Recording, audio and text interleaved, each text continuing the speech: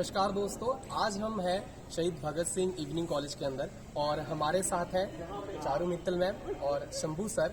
और ये खास तौर पे हिस्ट्री में मास्टर्स है और इन्होंने हिस्ट्री में बहुत अच्छी महारत हासिल कर रखी है। तो इनसे आज हम जानेंगे आपके एग्जामिनेशन के बारे में, जो खास तौर पे ओपन बुक एग्जामिनेशन होने वाला है।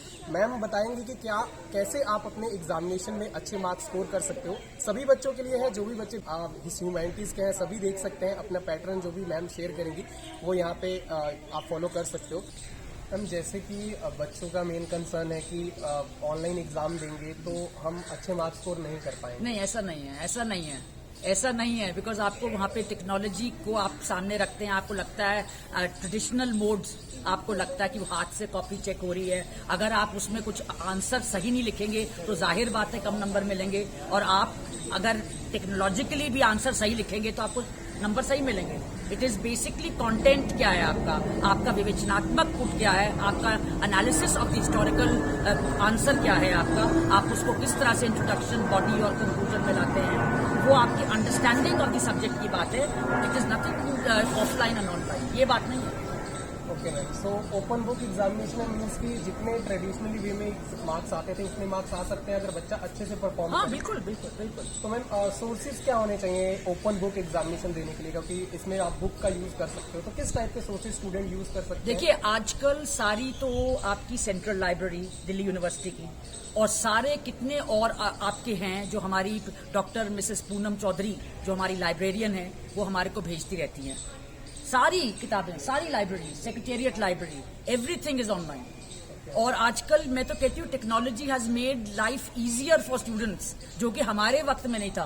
Like I graduated and post-graduated from St. Stephen's College, and the photostat machine was, just started. So we were in the habit of writing long, and writing very fast because we were not using the photostat. So now technology always enhances in human progress. It is not a detriment, never. ज़्यादा important बात मैं जो कह देना चाहता था, जो Charu madam ने बताया कि ऑफलाइन ऑनलाइन में क्या अंतर है, क्या हम बेहतर आंसर दे सकते हैं, क्या नंबर अच्छे मिल सकते हैं, ये जानना जरूरी है। चारू मैडम ने भी दिल्ली यूनिवर्सिटी से ही पढ़ाई की है, मैंने भी दिल्ली यूनिवर्सिटी से ही पढ़ाई BA में सब किया है, MPhil और PhD वगैरह यूज किया है। तो एक टीचर के रूप में जो पढ़ाते हैं ये अनुभव है, एक स्टूडेंट के रूप में भी अनुभव रहा है। ऑफलाइन हो या ऑनलाइन हो, दोनों में लिखना है क्वेश्चन का answer. It is important to write answer to the question. It is more important to know you write answer to the question. First of all, you write introduction of the answer, because without giving introduction, you will not get good marks. And after introduction, you write body structure of the answer. It means what are the different important points which are required in the answer. You have to deal with those important points in different paragraphs. And third thing is, you have to critically analyze the answer, and you have to give sufficient facts, and at the same time you conclude the answer. It means you give your critical evaluation. Without giving your critical evaluation, or more precisely your conclusion, you will not get good marks, whether it is offline or online exam. So answer is always in 3 parts, whether it is UPSC exam or PCS exam or Delhi University exam or your MA exam, any exam. You have to first of all analyze the question, and according to the requirement of the question, according to the nature of the question, first of all you introduce the question in the form of introduction. Then you should have in mind different points, and those points would be explained in different paragraphs, and ultimately you have to write conclusions. So if you write 3 parts of the answer, you will get good marks in offline or online both.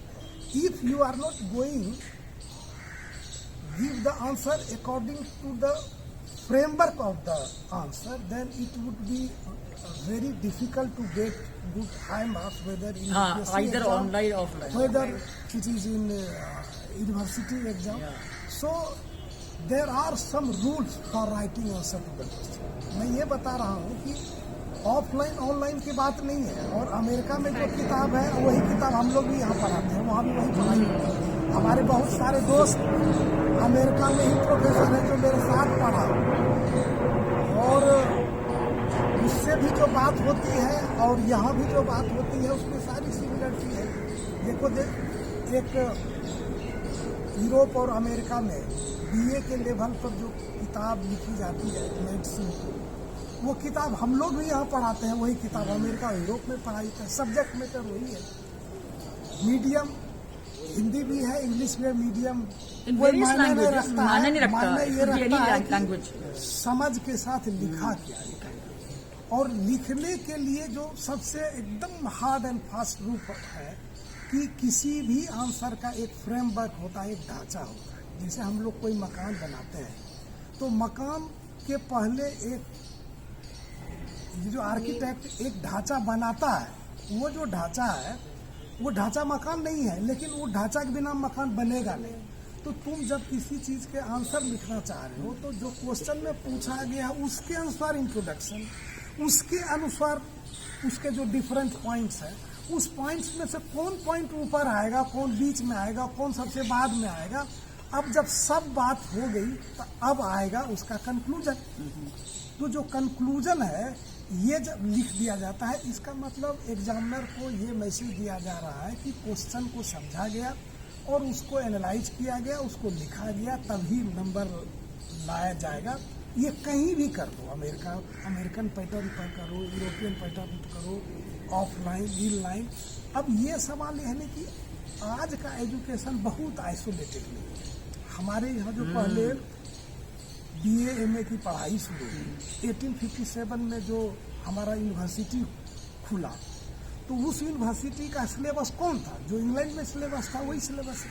आज Delhi university का syllabus कैसा है? लगभग वैसा ही है जो England America में होता है। तो हम अपने को आइसोलेट करके ना रखें, ये ग्लोबली सोचें। ये आज की बात नहीं है, ये तो 1857 में जब यूनिवर्सिटी कलकत्ता और मद्रास में खुली, मुंबई में खुली, तब भी वही बात थी। तो लेकिन इसमें टेक्नोलॉजी बहुत कुछ सुविधा दे सकता है, एक सुविधा नहीं दे सकता है। कमिटमेंट यदि नहीं रहेगी तो आज भी आंसर खराब लिखे जाएंगे और तब भी खराब लिखे जाते थे। और टेक्नोलॉजी सिर्फ सुविधा दे सकता है, लेकिन टेक्नोलॉजी कभी भी नहीं, ह्यूमन बीइंग का जो कमिटमेंट है, पढ़ने का इमोशन है, जानने की इच्छा है, डिजायर है, इसकी खाना पूर्ति टेक्नोलॉजी कभी नहीं करेगी। वो भी मेंशन कर दीजिए। E.H. Carr, what is history? So when I was 18 years old and your age, we were reading E.H. Carr for a very long time. What basically is not history, right? But the title of the book is What is History? अभी ये हिंदी में भी अनुवादित है, तो हिंदी भाषी students के लिए और अंग्रेजी में जो पढ़ते हैं, the Penguin edition is there and it talks about many things, and it's a very interesting thing. So first of all, how to write an answer of history, and the introduction is generally what follows before the historical event. It connect with the historical event of what has happened before of what you're answering. And then, as Shambhuji said, that how do you categorize it? Instead of writing 1, 2, 3, 4, you write small paragraphs, but don't repeat your points. And then when you're concluding it, it is not your understanding, your conclusion. It is the debate or the conclusion of what the renowned historians feel about it, and it connects with the forthcoming historical event. So history is not a cut and paste job. It is a chain of events, and it's a constant dialogue between the past, present and future. Okay, thank you so much ma'am, thank you so much sir. आप दोनों ने अपना बहुत बहुमूल्य time student के साथ share किया और उनका मार्गदर्शन किया। आशा करता हूँ आपके मार्गदर्शन से जितने भी स्टूडेंट इस वीडियो को देख रहे हैं वो आने वाले एग्जाम में बहुत ही अच्छा मार्क्स स्कोर कर पाएंगे। So thank you so much इस वीडियो के साथ जुड़ने के लिए। Hi guys, and trying to make it normalize and trying to have classes as much as possible. Hi bye bye. Thank you.